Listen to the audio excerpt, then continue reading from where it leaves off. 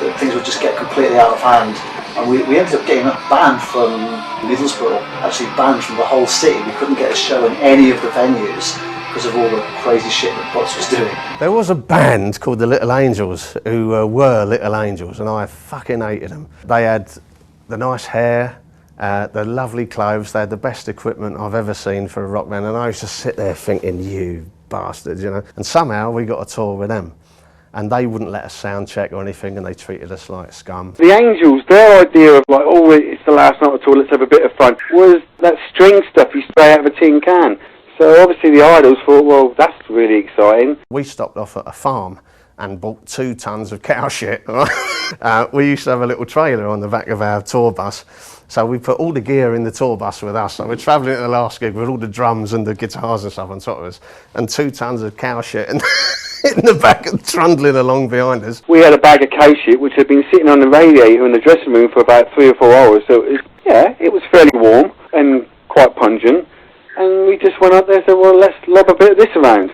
And then Butts went on stage with it, and he was throwing it all over the band and all over the audience. Everyone was throwing it at each other. And when it was all over, the bass player from Little Angels, who was really short-sighted, he picked up what he thought was the singer's jacket that had been left by the drum riser. And obviously, as he picks it up, it's actually a huge pile of horse shit. No one wanted to take on a band that were prepared, for instance, to cover another band in horse shit.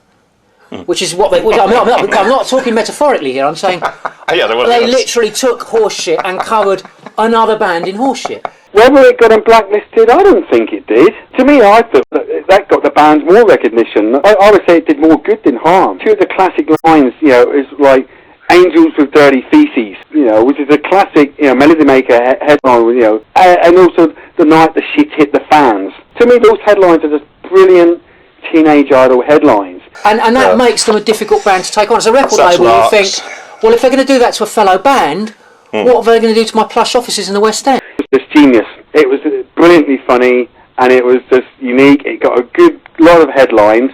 Also, it got the band. The group were never going to play in Middlesbrough Town Hall again. It didn't go down too well, like, you know, the cleaning bill alone.